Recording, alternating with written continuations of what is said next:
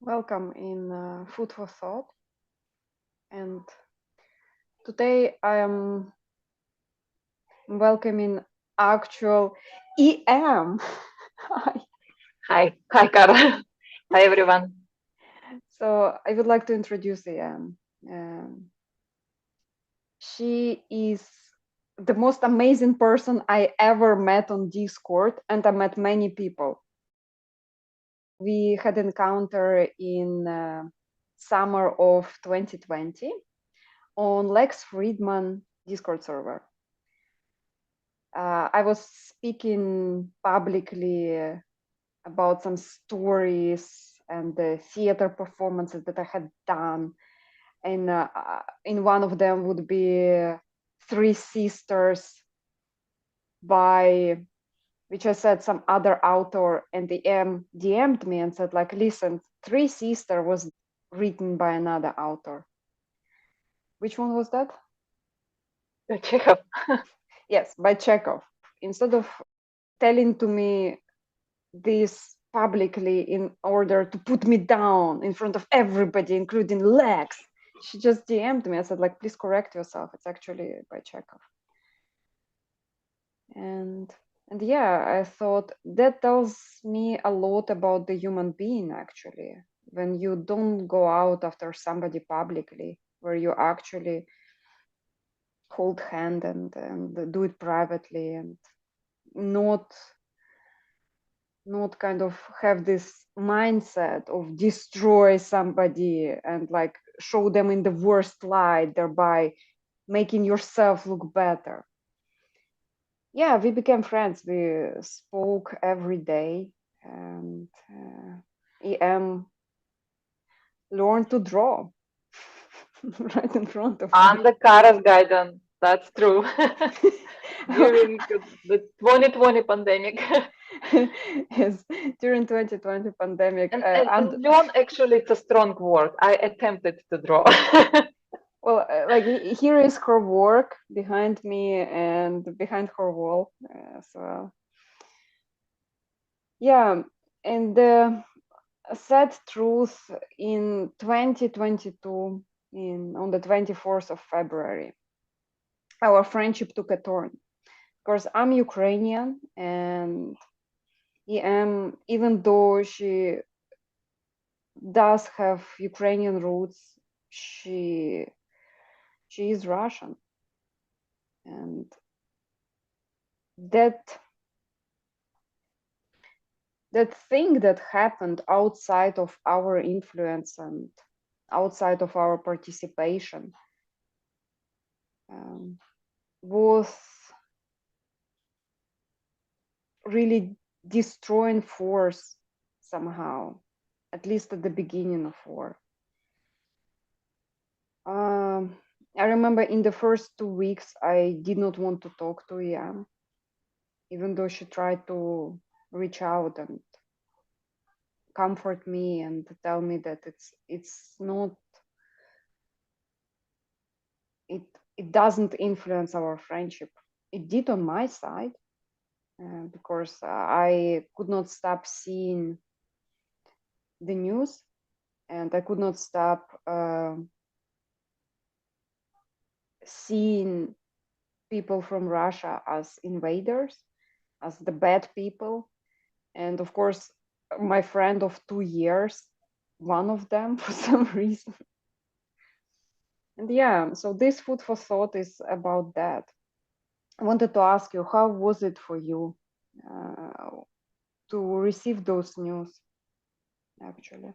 To be honest, I think in the first 2 or 3 weeks, you were great help for me to actually process it. I wasn't able to accept it. I was just thinking it's not happening. It's not happening. It's just some fluke. It's not what is actually happening.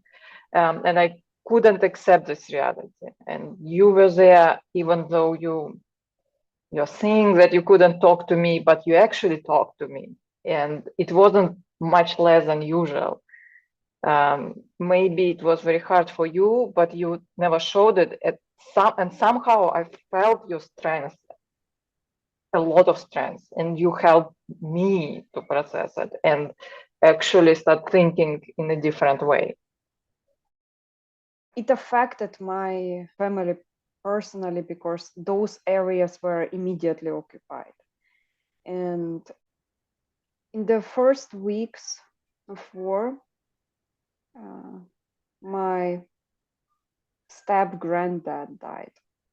The second husband of my grandma. They got married a few years ago. Somehow that war thing was connected to all those panicked people and ambulance not responding and death. I did not let it inside. It seemed to me from the outside. Perhaps that's why I was keeping a brave face, because I kept being in denial about that particular story. Also, my grandma was always kind and trying to tell me it's okay, it's fine. I can take it. Don't worry about me. Yeah, and she was hiding in a cellar all the first month, I think, which was really upsetting. You remember it as I did not show any sign? Yeah. I no, it was hard for you. Yes, it was hard for you to talk to me, but it felt like it was hard for you because of me behaving in the wrong way, me denying everything. No. Because of that. Well, I think it was partially because I was. Oh, it will be over in 2 days. Don't worry. That was my wishful thinking. That's what I was hoping for and believing in that. And you saw opposite side. You saw what is happening, and it was obvious that it's not for 2-3 days for you, for everyone. And I think that was difficult. I created that difficulty for you, and it helped me to change perspective and actually understand that I shouldn't be such delusional. It's not time to be that optimistic.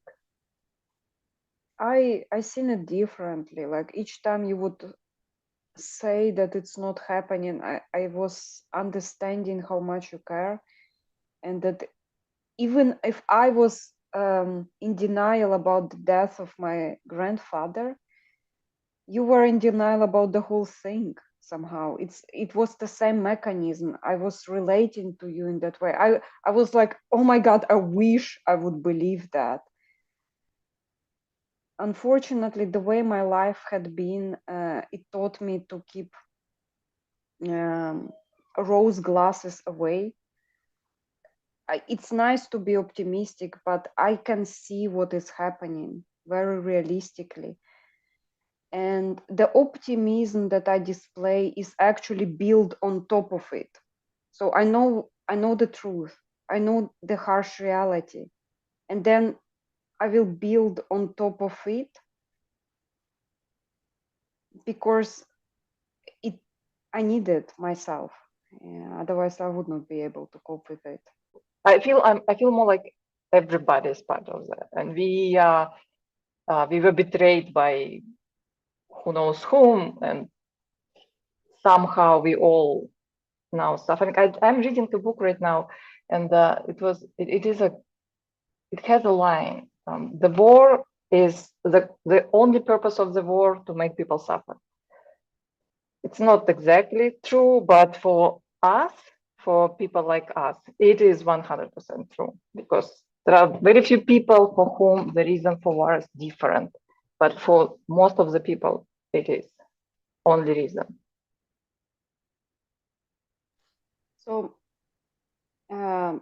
my family was under occupation for quite a long time. My sister managed to get out to Poland, but my mom and my grandma are still in the south. And of course, Russians left, and Ukrainian army moved into the village. And now, what is happening right now today? So the state of the village, most of the windows of the buildings in the upcoming winter. It's 8th of December as today. Most of the windows are out of the buildings. All the electrical nodes or like electrical transformers are targeted and blown away. Constant shooting, a lot of animals howling. So you might seem that there would be hiding, but what my mom says, there is just dogs squealing. She could only hear dogs squealing, and she was able to talk to me today because I don't know, Starlink or something, but it works.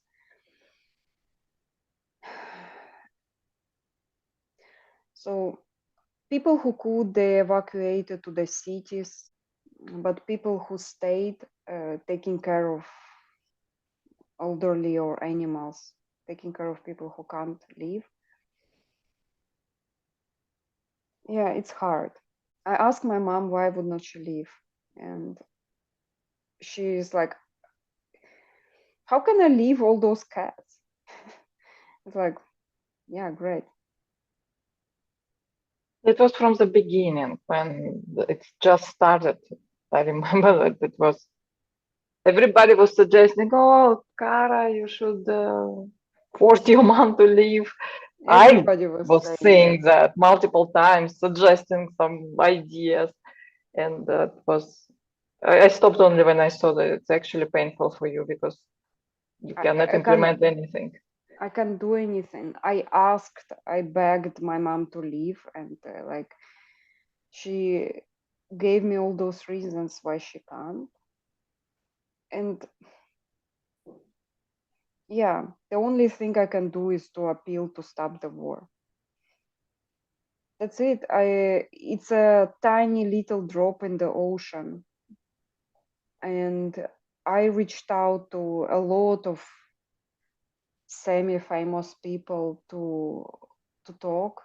I know how ridiculous it sounds. Like, who am I? Like, I don't have that much of a voice. It's just like everything I could do, actually. And here I am. And I know, EM, you told me many times you never want to be on camera. But now the situation is so bad that I am very appreciative of you coming out. Well, it's not that I don't want to be on the camera at all, but just I never felt that I have something to contribute like you do. Here I see that feels like people afraid of the fact that if they say something, they will be put on some side and judged for that. I think there is only one side here, and there is a side of people who are suffering. And that's only one side that is right. And majority of people should see it. There is nothing else. The rest, well, when people are saying, well, it's not that simple. Yeah, it is that simple. That's only problem right now. That people are suffering. Well, yeah, honestly, I don't see sides.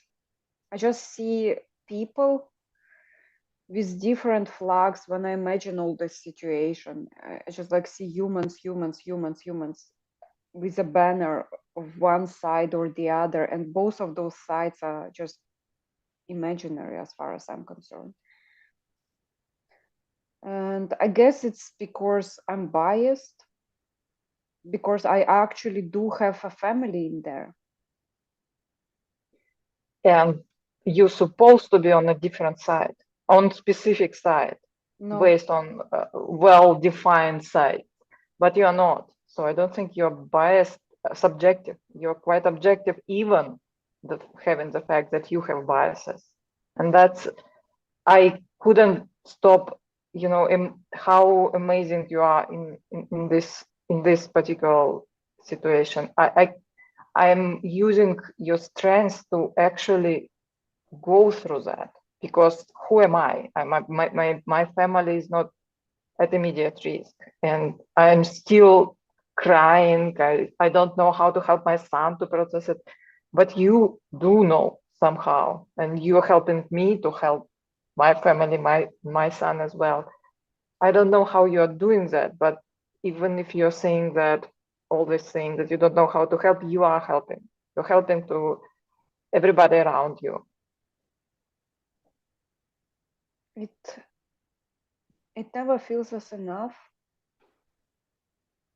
in the sense that I've, like, my friends who are on some side, they are resentful of me because I'm not fighting on one or the other side. I'm like, guys, I really, really don't care about your banners. I only want the people out. I want the people to be safe.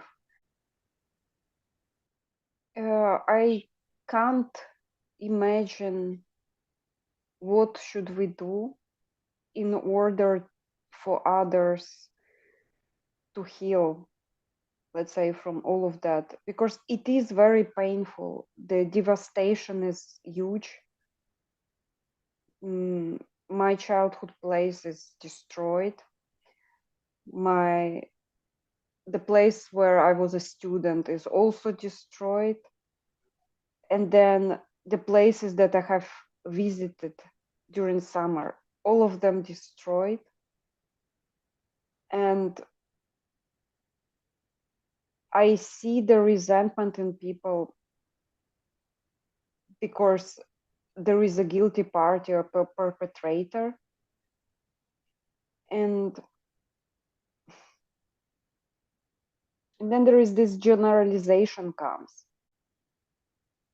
I think nothing is that simple in this world. Like, everything seems organized. Maybe there is a reason you came in my life 3 years ago. Well, there is a reason. I was in a really bad place and you helped me. Don't mention. Our relationship started because you wrote a poem for me. It was the first ever poem somebody wrote for me after 5 days of knowing me. That really helped, and helping till that day. So that was a big reason. All the rest is just, I could see we as their a team. friends. I could see their friends before you could see it. Now we are just a team that will always be together. Thank you. No matter what. So, guys, do you really hate the idea of a Ukrainian being friends with a Russian person? Like, even the fact that none of us supports the war and the fighting, both of us advocate for humanity and end of this nightmare. I'm in a bad kind of condition lately because the situation is pretty heated where my mom and grandma is. Like, no electricity, no gas, no water. The reason I was able to talk to my mom is because my dad used a car accumulator to charge the phone, and there was, thanks God, Elon Musk Starlink. Shout out, by the way. Those light moments. I would like to know if you have any ideas of what an individual can do, like 1, 2, 3 people, regular people, not stars, actual regular people could do to help others to heal. So that's my food for thought for today. What do you think, Ian? Well, I think everybody should think very carefully what they believe and what they think about all of that. What is the first thought they have in their mind? Is the first thought we need to stop suffering as soon as possible, stop whatever is happening, no matter what, or is the first thought something else? I think a lot of people are not in the first category, and that's where everybody should start. And if they need help, I'm sure Kara is here. She transformed me. She changed how I look at this. I was a little bit, optimistic as we said in the beginning, and I wasn't believing what is happening, and that's why my solutions were very different in the beginning. But now I think there is only one way everybody should look at this problem. What about you? How do you think about that? Thank you for having free time.